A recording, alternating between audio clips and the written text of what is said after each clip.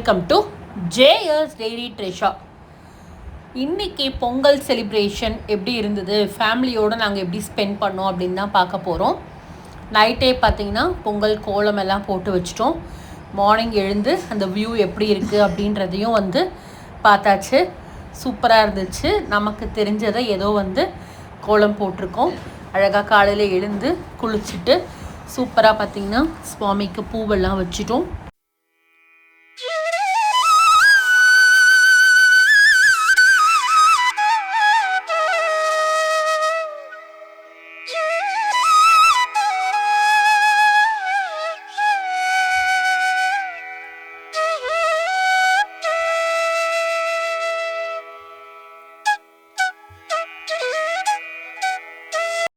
அடுத்து என்ன குக்கிங் பண்ணணுமோ அப்படின்னு சொல்லிட்டு எல்லா காய்கறியுமே எடுத்து கட் பண்ணி ரெடியாக வச்சிடலாம் அப்படின்னு சொல்லிட்டு ஃப்ரிட்ஜிலேருந்து எடுத்தாச்சு. சூப்பராக பார்த்திங்கன்னா இன்றைக்கி பிரேக்ஃபாஸ்ட்லாம் கிடையாது, டைரெக்டாக பார்த்திங்கன்னா லஞ்ச் தான்.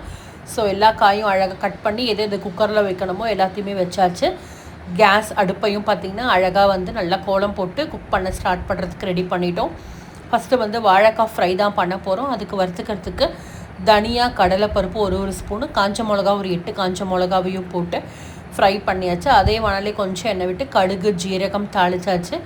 வாழைக்காவை கட் பண்ணி வச்சுருக்கிற உளுத்தம் பருப்பையும் போட்டு வாழைக்காய் கட் பண்ணி வச்சுருக்கிறதையும் போட்டு 1 ஸ்பூன் மஞ்சப்பொடி போட்டு எப்போவுமே அதை ஃப்ரை பண்ண வேக வச்சுருவோம். எனக்கு மங்களகரமாக இருக்கும்போது வாழைக்காயில் கொஞ்சம் மஞ்சப்பொடி போடணும்னு சொல்லிட்டு மாமியார் சொல்லுவாங்க.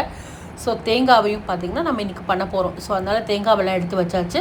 முதல்ல வாழைக்காய்க்கு கொஞ்சமாக தேங்காவை மட்டும் இந்த மாதிரி அரைச்சிக்கிட்டேன். அதுக்குள்ளே அதை ஆறிடுச்சு. இதையும் பவுட்ரு பண்ணியாச்சு. வாழைக்காவும் நம்மளுக்கு சூப்பராக பார்த்திங்கன்னா வெந்துடுச்சு.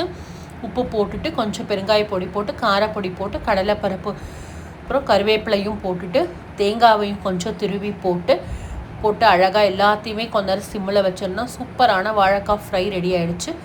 குழம்புக்கும் பார்த்திங்கன்னா தேங்காயில் நம்ம அந்த கொஞ்சம் பொடி இருந்தது அதையும் போட்டுட்டு 2 ஸ்பூன் குழம்பு மிளகா பொடியும் போட்டு கொஞ்சம் தண்ணி விட்டு பேஸ்ட்டு கன்சிஸ்டன்சிக்கு அரைச்சி அதையும் ரெடி பண்ணிவிட்டேன். இப்போ குழம்பு பண்ணிடலான்னு வானலை விட்டுட்டு எண்ணெய் விட்டு கடுகு ஜீரகம் போட்டுட்டு குடமிளகாவை ஃபஸ்ட்டு ஃப்ரை பண்ணிவிட்டு இதை நான் வேக வச்சுக்கல. நல்லா ஃப்ரை இந்த மாதிரி சூப்பராக இருக்கும் இந்த குழம்பு. தக்காளி பழமையும் போட்டுட்டு அதுக்குள்ளே பருப்பும் நம்மளுக்கு அழகாக ரெடி ஆகிடுச்சு. ஸோ ஒரு ஓரமாக எடுத்துகிட்டு காயெல்லாமும் நல்லா வெந்துட்டு இருந்தது. ஸோ அதை அப்படியே இதில் விட்டுட்டு மஞ்சள் பொடி, உப்பு, கொஞ்சமாக பார்த்திங்கன்னா பெருங்காய பொடியும் போட்டுட்டேன். அதுக்குள்ளே அரைச்சி வச்சுருக்கிற பொடியும் இதில் போட்டுட்டு எல்லாத்தையுமே நல்லா ஒன்றா தேவையான அளவு கொஞ்சம் தண்ணியும் விட்டுட்டேன்.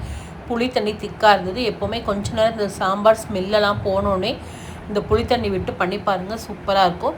பருப்பையும் இதில் போட்டாச்சு. அழகாக சூப்பராக சாம்பார் கருவேப்பிலை கொத்தமல்லி எல்லாம் தூவி சாம்பார் சூப்பராகிடுச்சு. இன்றைக்கி ரசத்துக்கும் பார்த்திங்கன்னா பருப்பு ரசம் தான் பண்ண போகிறேன்.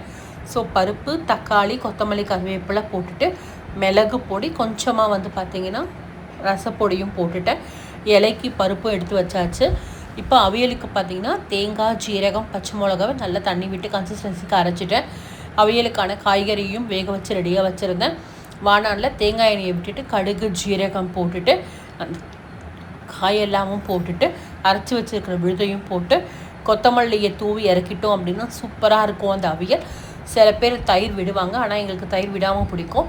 இன்றைக்கி வெண்டைக்காவை தயிர் பச்சடி பண்ணலான்னு சொல்லிட்டு வெண்டைக்காவை கட் பண்ணி எடுத்துக்கிட்டேன். சூப்பராக இருந்தது. இது லாஸ்ட் டைம் உப்பு போட்டு நல்லா ஃப்ரை பண்ணிக்கோங்க. நான் இந்த வாட்டி பேனில் வெண்டைக்காவை ஃப்ரை பண்ணி பச்சடி பண்ண போகிறேன். செம்ம டேஸ்ட்டாக இருந்தது. சிம்மில் வச்சுட்டேன். அதுக்குள்ளே தயிரையும் தேவையான அளவுக்கு எடுத்துக்கிட்டேன். நல்லா அதை பீட் பண்ணி இந்த மாதிரி எடுத்துக்கிட்டேன். சூப்பராக இருந்தது. இப்போது ஃப்ரை பண்ணி வச்சுருக்கிற வெண்டைக்காவையும் இதில் போட்டுடுங்க. அதிலே கொஞ்சம் கடுகும் தாளித்து இதில் போட்டுட்டு இறக்கிட்டோம் அப்படின்னா செம்ம சூப்பராக இருக்கும் இந்த வெண்டைக்காய் பச்சடி. கண்டிப்பாக ட்ரை பண்ணி பாருங்கள். நான் சாப்பிட்டுட்டு எனக்கு பிடிச்சி போய் செஞ்சேன், ரொம்ப நல்லா இருந்தது. அதுக்குள்ளே எங்கள் மாமியார் பார்த்திங்கன்னா இன்றைக்கி பொங்கப்பானை 10:30க்கு தான் வைக்க போகிறோம். ஸோ அதனால் மஞ்சள் அதெல்லாம் கயிறு போட்டு நம்ம வெண்கல பாத்திரத்தில் அழகாக கட்டுறதுக்காக ரெடி பண்ணி வச்சுருந்தாங்க. ஸோ சூப்பராக பார்த்திங்கன்னா அழகாக இந்த மாதிரி கெட்டி விட்டுருந்தாங்க. அழகாக இருந்துச்சு பார்க்குறதுக்கு. எப்போவுமே இந்த பொங்கல்னாலே இது கொஞ்சம் மஞ்சள் அதெல்லாம் போட்டு நாமம்லாம் போட்டு அழகாக இதை ரெடி பண்ணுவாங்க.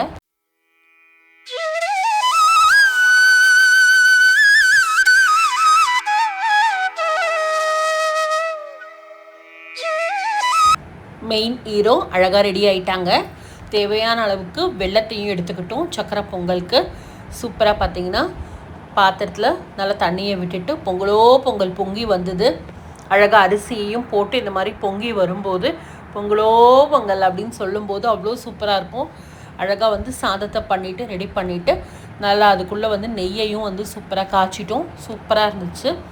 வடைக்கும் மாவும் வந்து பார்த்திங்கன்னா அழகாக ரெடி பண்ணிட்டோம். இப்போ தனியாக வெல்லத்தை வந்து பாகு பண்ணி எடுத்துக்கிட்டாங்க. ஸோ நல்லா ஏலக்காய் வாசனைக்கு போட்டுட்டு அழகாக வந்து சாதத்து கூட அதையும் மிக்ஸ் பண்ணி சூப்பராக பார்த்திங்கன்னா பொங்கல் வந்து அழகாக ரெடி ஆகிட்டு இருந்துச்சு. முந்திரி பருப்பு திராட்சையை வறுத்து போட்டோன்னே வீடே அவ்வளோ ஒரு மனமாக செம்மையாக இருந்துச்சு. பசியை தூண்டி விட்டுடுச்சு. அப்படியே வடைக்கும் வந்து பச்சை மிளகா உப்பு போட்டு அரைச்சி ரெடி பண்ணிட்டோம். தயிர் வடைக்கு கொஞ்சமாக ஜீரகம், பச்சை மிளகா, தேங்காய், தயிர் விட்டு அழகாக எல்லாத்தையும் ஒன்றா மிக்ஸ் பண்ணிக்கிட்டோம். டெக்கரேஷனுக்கு பார்த்திங்கன்னா சூப்பராக கேரட்டையும் கிரேட் பண்ணி வச்சாச்சு. நல்லா வந்து வடை ரெடி ஆகிடுச்சு. தயிர் வடையும் சூப்பராக ரெடியாக இருந்துச்சு. அதுக்கப்புறம் பார்த்திங்கன்னா அழகாக வந்து வாழைப்பழத்தையும் கட் பண்ணி எடுத்து ரெடியாக வச்சுக்கிட்டோம்.